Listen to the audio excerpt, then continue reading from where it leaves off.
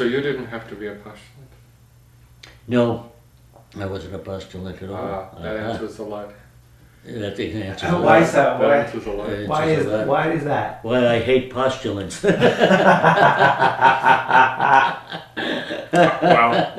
postulancy is that time before novitiate, and you usually, well, nowadays it's a year really. We don't use that term postulancy anymore, but it's pre-novitiate time, and even later on when I entered in the 60s, we were called the 6-week wonders because they did postulancy in 6 weeks, and I was just kidding because I mean Michael had none, not even 6 weeks. Yeah. So there was something. How much do they do now? Well, a year. Oh yeah, there's a candidacy program. It's a different system, really. Depending on what they come with, but it's a minimum of at least a year. Now, what nightmare did postulants bring that drove you crazy? As the provincial, Well, in my group, when I went in, I got up there on the 26th or something of August, and there was just a couple of days before this retreat began, before you would get the habit, which started your novitiate, okay? Now, of the 32 of us that got the habit, I would say at least a third, maybe 40%, were postulants. Now, these guys, some of them had been there since second year high school, so they were 3 years, and they felt as though they knew the whole works. Oh, okay. You know, and which I can understand, and they wanted to assert themselves a little bit. They were kind of veterans compared to us, you know. But I was 26, 27 years of age at the time. I'd been in the service and all of this sort of stuff, you know. And here these little kids were running around. And I'll never forget the first, what they call what? Gaudiamus. Oh, Gaudiamus. Gaudiamus, a time of rejoicing. It was a celebration. It was I don't remember whether it was a feast day. Yes, it was probably my own feast day, which is in September, and this was right after the novitiate. The Gaudiamus consisted of going outdoors to a gazebo, and we had ice cream and soda, and it was a Friday night.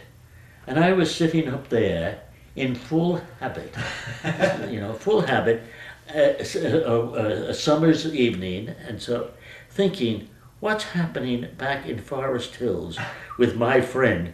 As I look at this bottle of soda and this ice cream cone, you know. Doesn't every normal 27-year-old person? Right. And these little postulants running around as though they own the whole street, you know. But don't get me started on that. Too late. Right, yes, right. Yes, so that was the start of it. Then, and I say when my folks came back from Canada, and the next day I left. What were they doing up there? They were on vacation, you know. How did they react to that when you told them? Well, of course, my father had some idea of it. My mother had some vague idea, you know. You didn't talk to your mom about it? I talked to my father because at this stage it was still uncertain, you know. You didn't want to... Once the negotiations got started, so to speak, it went along pretty rapidly. And I didn't want to say anything to my mother and get her upset if I pulled back and didn't do it. I wanted to have that freedom, you know, didn't want to have that pressure of disappointing her. She would have wanted you to go? Well, she looked at me, and I think my father must have clued her in at any rate, you know, and she said, well, I'll believe this in 6 months from now. I can't believe that you're doing this, you know. So she knew a lot about the warts. So, yeah. Was West Park look the same way it does now? Because West Park might be the most beautiful place I've ever been to. It is a beautiful spot, you know, and certainly the grounds look the same, and the house hasn't changed very much at all in that time. In fact, I hope that my sister and my niece up here next month, and I'm going to take them up to West Park, oh, nice. You know.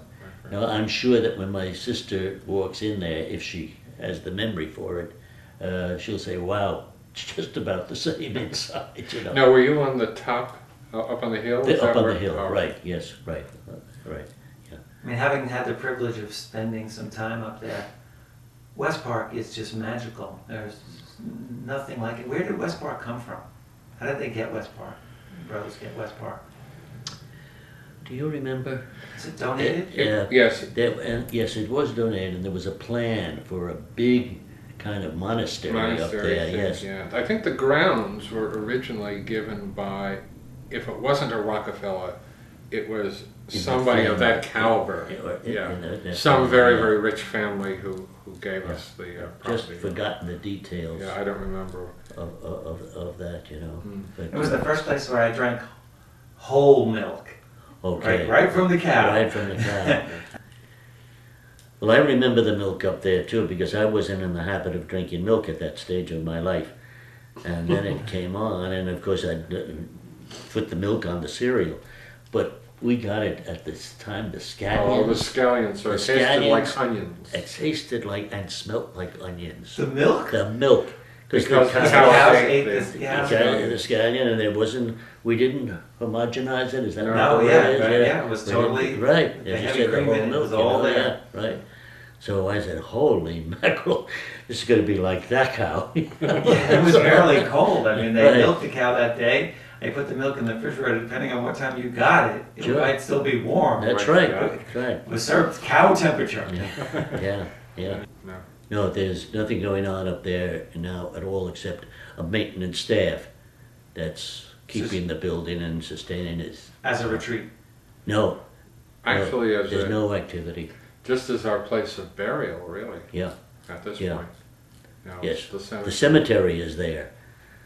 So the only time that we're going up there, generally speaking now, you know, unless somebody is going up for a weekend, is, you know, to bury somebody.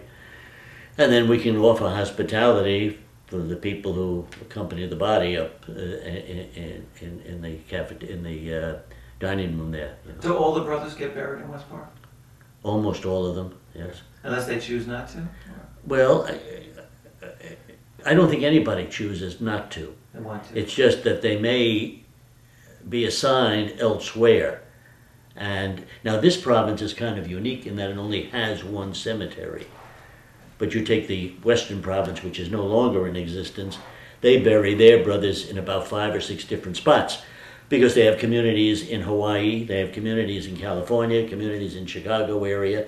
You're not going to be moving bodies just to one central spot. Right. You know. Yeah. So when you did go up there, how many people, how many brothers or potential brothers could go up and live there and Well, the habit group that I was in had 32. So we were all housed up there, plus the staff. So there was a good amount of room. Now, and how long do you go to West Park? For the novitiate a year and a day. And then... Does everybody go in together and everybody graduate together, or do they come That's right. No, that's a set program. And I presume it's still the same today. It's in what's called canon law, the law of the church. But where is it now if it's not in West Park? In Chicago. It's in Chicago right now, yes, right. Is that a beautiful place? So it can be moved yes. around, you know. Well, I don't know anything about Chicago. Yeah, I was there for a year. Yeah. And it's right near the University of Chicago. Oh, cool. So you have all the wonderful stuff that goes on at the University of Chicago. How many people can go at a time? Well, right now, this year we have just one novice. When I was there, we had 2. That was 2 years ago. And there's enough room for maybe 4 or 5 people. Because, of course, we don't get the numbers that we did when Michael entered or when I entered. That's right, yeah. You know, but it's beautiful, beautiful little kind of house in the middle of Chicago. Okay, so where are we?